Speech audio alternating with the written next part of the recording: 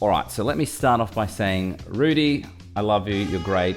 This wonderful student of mine suggested that we learn Eye of the Beholder together, and I loved it so much we ended up making a YouTube lesson of it. And he did the same thing with Diary of a Madman. I was like, oh, what is this weird song? And then I got a feel for it, and I was like, this is rocking. This is really, really good. So thank you, Rudy, for your excellent song choice, and thank you, Randy, for your sexy solo. Let's take a look at the solo from Diary of a Madman by Ozzy Osbourne.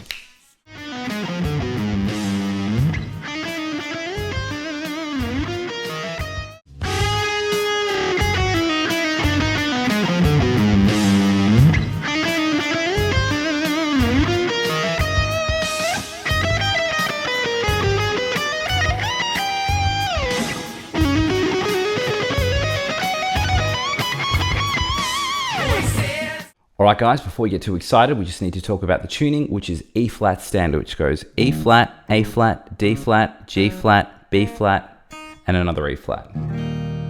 So get yourself in tune and we'll get started. Alright guys, let's have a look at the first section. Before we get started, I just want to add a little disclaimer that there are some weird measures and counts in each of these bars. So you might find that you want to think about it as 3 bars of 4/4 and a bar of 2, or you could think about it as 2 bars of 4/4 and then a bar of 6. It all adds up to the same thing, but it is a little bit wacky and kooky when you first start learning it. So we're going to start off with this phrase.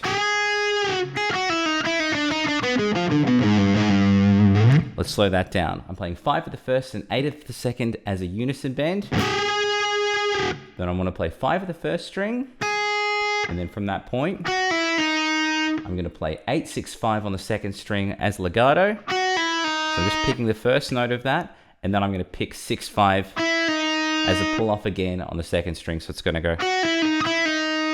At the end of that, I want to jump to 8 of the third string and then back down to 5 of the second. This is what we should have thus far. Then from that point, I work into this diminished run. Let's slow that down. I'm going to play 8, 5 on the third string, 7, 4 on the fourth, 6, 3 on the fifth. So we've got very obviously diminished, and then I've got 2 pull-offs from 5 to 4 on the sixth string. Nice and spooky. I feel like this is the kind of guitar solo that the Count from Sesame Street would play if he could play guitar. It's just really spooky. Anyway, this is what we should have thus far.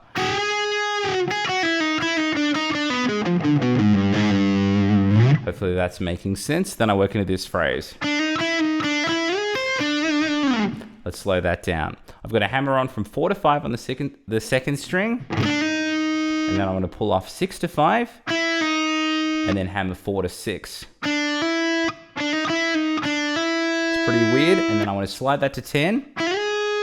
From that point, I jump to 9 of the first and 8 of the third. So I'll play that whole phrase slowly. It is pretty weird. To finish that off, I work into this phrase. So this little arpeggio I'm doing, I'm playing 11 of the third string, 12 of the second, then 12 of the first. When I get to the first string, I'm going to hammer to 13 and then pluck 12 again.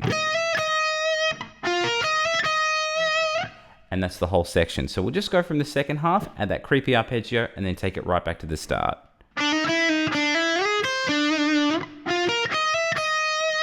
All right, let's go right back to the start, put it all together, and then we'll do it again, even slower with some tabs.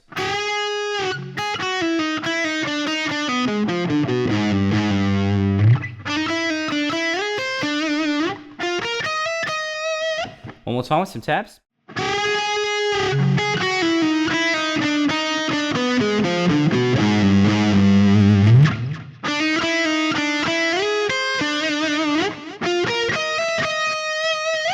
Alright guys, let's have a look at the second section. This might even be spookier than the first. I'm going to start off by playing 12, 13, 16, 13, 12 on the first string, so just forwards and back. Then exactly the same shape on the second string, 16, 13, 12, just descending. So we're going to go. At the end of that, I'm going to play 14, 13, 14 on the third string. So all together. At the end of that, so I've got the 14, 13, 14 on the third string, and I'm kind of working into sort of like a bit of a diminished arpeggio here. I'm playing 13 of the second string, And then I want to hammer 11 to 12 on the first, and then play 15, 12. So we've got, at the end of that, keeping in the spirit of spooky harmonic minor business, I play 20, 19 to 16 on the first string. Let's have a look at what we've got thus far. One more time at a gentleman's pace.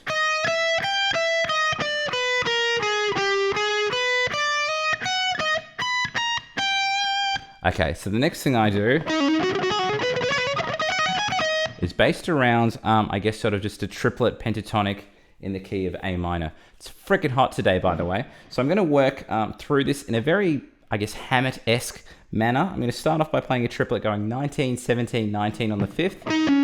Then jumping to the triplet, it's playing 17 of the 4th and 19 of the 5th, back to that 17 again. So we're going to go... And I'm going to do exactly the same premise, but I'm going to go from the 4th string to the 3rd. So I'm going to play 19, 17, 19 on the same string, and then 17 of the 3rd, 19 of the 4th, 17 of the 3rd. So we should have 4 triplets now. Continuing up the A minor pentatonic. Exactly the same thing from the 3rd string to the 2nd string. I'm playing 19, 17, 19 on the 3rd, 17 of the 2nd, 19 of the 3rd, back to 17 of the 2nd. So we should have 6 triplets now.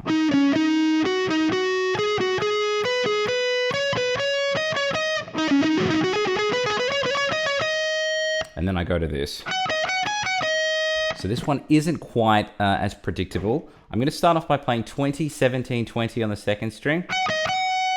And then instead of going, I actually work down the scale. So I'm going to play 17, 20, 17 from the 1st string to the 2nd. So to go... Finish that off, I'm going to bend 20 up and down twice, so we're going to have 4 picks there. And at the end of that, I add some psycho vibrato. So all together on that last little chunk, 1, 2, 3, 4, 5. That's probably the easiest way to do it. So let's go from the triplet pentatonic into those bends at the end, and then we'll go right back to the start of the section and put it all together.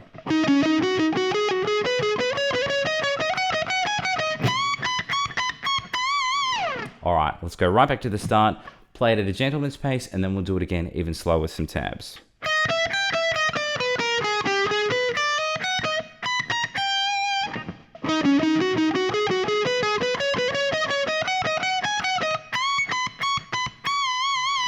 One more time with some tabs.